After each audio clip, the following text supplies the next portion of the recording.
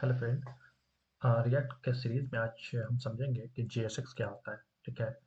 तो JSX एक जिसका फुल फॉर्म होता है जावास्क्रिप्ट एक्सएमएल। ठीक है।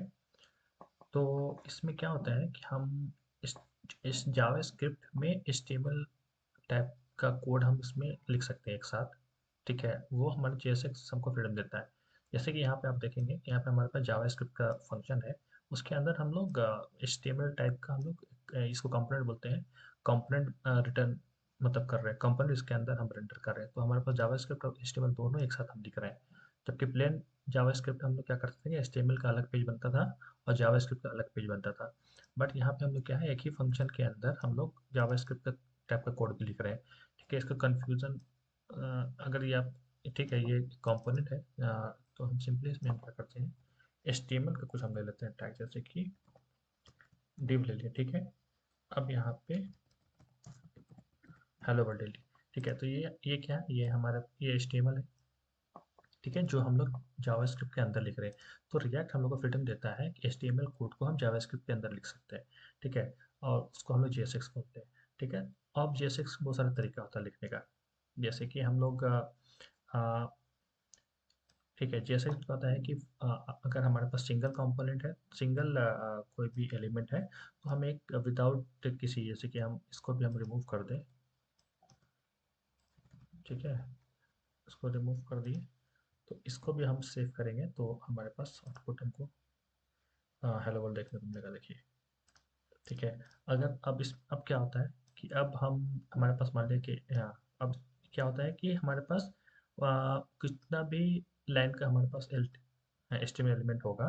ठीक है, ये तो भी सिंगल है। अगर हम एप्लीकेशन में काम करेंगे तो हमारे पास 1000 लाइन का कोड भी लिखाता है। ठीक है, 100 लाइन, 200 लाइन, 300 लाइन का कोड लिखाता है, जिसमें बहुत 200 लाइन हमारे पास HTML होता है। यहाँ पे हम सिंगल है तो हमारे पास कोई इशू नहीं है। ठीक है, डिव के अंदर ही लिख दिया। अगर हमारे पास मान लीजिए एक और हम इसके अंदर एक और चीज़ लिखना होगा, जैसे कि बटन हमको बनाते हैं। इस तरह से हम बटन अगर बनाएंगे तो यहाँ पर देखिए हमको एरर देखने को मिल रहा है। ठीक है, इसलिए मिल रहा है क्योंकि हम लोग दो एलिमेंट को रिटर्न के अंदर लिख रहे हैं। ठीक है, तो इसको हम लोग करने का क्या तरीका है रिएक्ट में। तो हम सिंपल देखिए कैसे करेंगे। हम लोग एक पैरेंट डिव बनाएंगे, जैसे कि यहाँ पर देखिए केस में इसको हम लोग स्मॉल ब्रैकेट लगा लिए। ठीक है, इसको नेक्स्ट लाइन में ले जाते हैं। ठीक है, अब हम लोग क्या करेंगे कि यहाँ पर एक और डिव ले लेंगे, पैरेंट डिव। ठीक है, और इसको दोनों, इस पैरेंट डिव में ये दोनों एलिमेंट को जो है उसको रैप कर देंगे। देखिए, तब हम लोग को देखिए एरर देखने को नहीं मिलेगा। ठीक है, तो इस तरह से हम लोग कोड लिखते हैं। ठीक है, अगर हमारे पास मल्टीपल एलिमेंट है तो हम लोग उसको उस एलिमेंट को मेन जो पैरेंट डिव है उसमें रैप कर देंगे।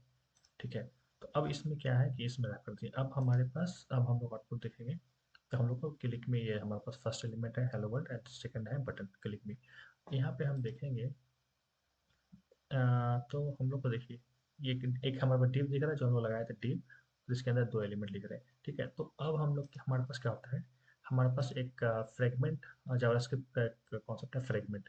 तो हम लोग अगर हम चाहते हैं कि हमारे पास डॉम में कोई भी नोड, जो एक्स्ट्रा नोड है जो कि रिक्वायरमेंट नहीं है, वो नहीं क्रिएट हो, तो उसके लिए हम लोग क्या करेंगे कि इसको सिंपली हम लोग रिमूव कर देंगे। फ्रेगमेंट, इसको रिएक्ट फ्रेगमेंट बोलते हैं। ठीक है, डिव हटाइए। ठीक है, स्लैश।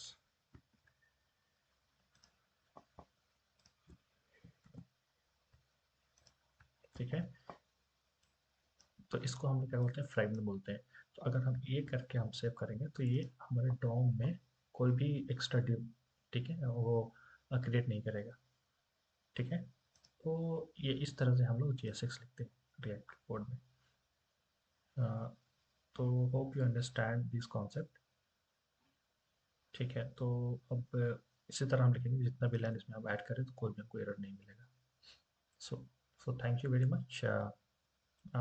ऐसे और वीडियो के लिए चैनल को लाइक करें, सब्सक्राइब करें, और हम रिएक्ट का सीरीज को कंटिन्यू रखेंगे, और पूरा जितना फंडामेंटल टॉपिक्स है रिएक्ट का उसको हम एक्सप्लेन करेंगे वीडियो के through. Thank you very much.